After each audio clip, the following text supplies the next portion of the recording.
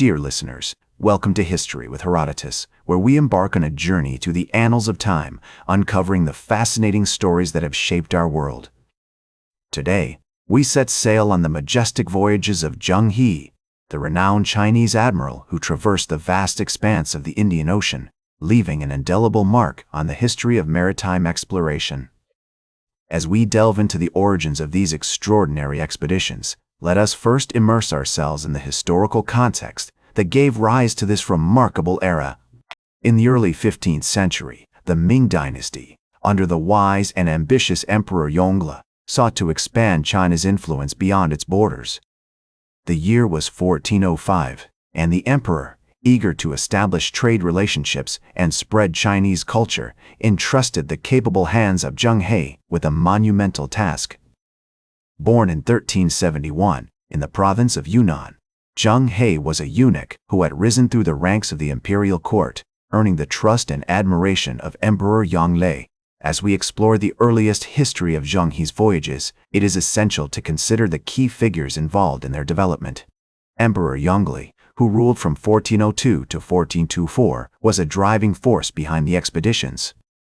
His vision for expansion and his trust in Zheng He were instrumental in the success of the voyages. Other notable figures, such as the eunuch Ma He, played important roles in the planning and execution of the expeditions. The historical context of the time was marked by a desire to surpass the maritime achievements of the previous Yuan dynasty, which had established a powerful naval presence in the Indian Ocean. The Ming dynasty sought to reassert its dominance over the seas, and Zheng He's voyages were a crucial part of this strategy. The emperor's vision was also motivated by a desire to establish trade relationships with neighboring countries, such as Indonesia, Malaysia, and India, and to spread Chinese culture throughout the region. As we examine the origins of Zheng He's voyages, we find ourselves in the bustling port city of Nanjing, where the imperial court was located. The city was a hub of activity, with merchants, sailors, and diplomats from all over the world gathering to exchange goods and ideas.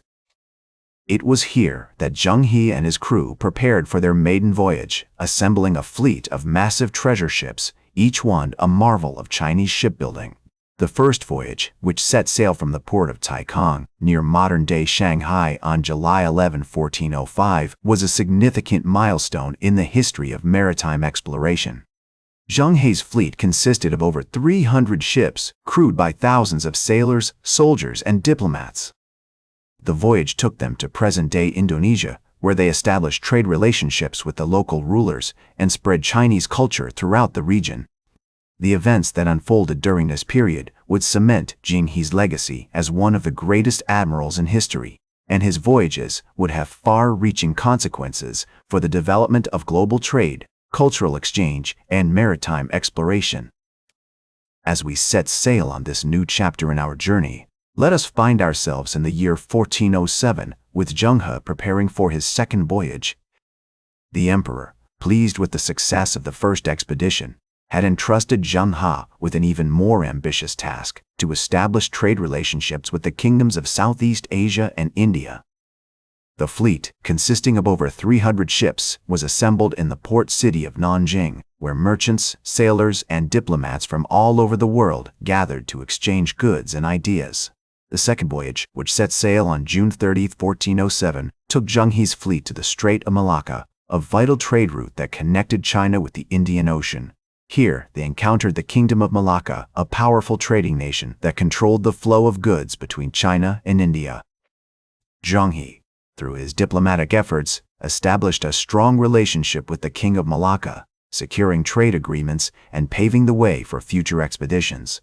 One of the most significant events during this period was the visit of Zheng He's fleet to the Kingdom of Ceylon, present-day Sri Lanka. The King of Ceylon, impressed by the grandeur of the Chinese fleet, sent a delegation to China, bearing gifts and tribute. This marked the beginning of a long-standing relationship between China and Ceylon, with the two nations engaging in extensive trade and cultural exchange. As we explore this period of unparalleled success, we find ourselves in awe of Zheng He's remarkable achievements. The Chinese admiral had not only established trade relationships with numerous kingdoms, but had also spread Chinese culture throughout the region.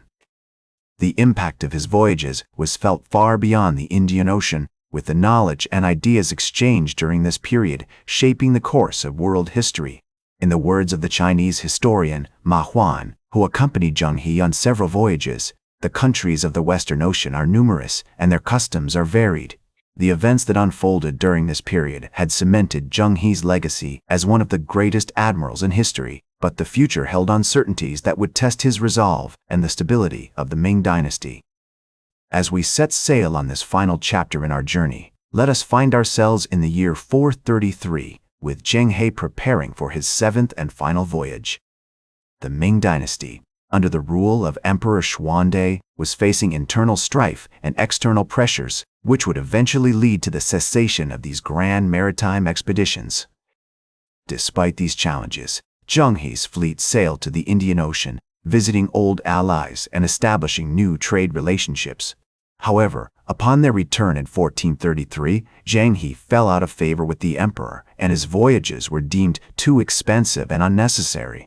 The Chinese treasury was depleted, and the Confucian scholars, who had always been skeptical of these maritime adventures, gained influence over the emperor.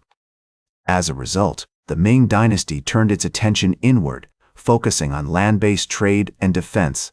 The cessation of Zheng He's voyages marked the beginning of a period of isolationism in China, which would last for centuries.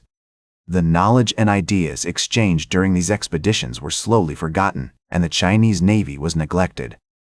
However, the legacy of Zheng He's voyages lived on, inspiring later generations of explorers and traders.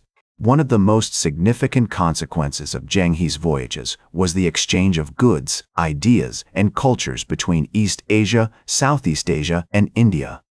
The spread of Buddhism, Islam, and Christianity throughout these regions was facilitated by the trade routes established during this period. Additionally, the introduction of new crops, such as maize and peanuts, from the Americas to Asia would have a profound impact on the demographics and economies of these regions. In the words of the Chinese historian Fasten, who accompanied Zheng He on several voyages, the countries of the Western Ocean are like a vast garden, filled with precious stones, fine silks, and exotic spices. His expeditions not only established trade relationships with numerous kingdoms, but also spread Chinese culture throughout the region. The knowledge and ideas exchanged during this period shaped the course of world history, inspiring later generations of explorers, traders, and scholars. Today, Zheng He's legacy continues to inspire wonder and appreciation, with his voyages recognized as a pivotal moment in the history of maritime exploration. His remarkable achievements serve as a reminder of the power of diplomacy, trade, and cultural exchange to shape the course of human history. That's all for today's History with Herodotus. Remember to like, share, and subscribe, and until next time, remember that to understand the present, we must first understand the past.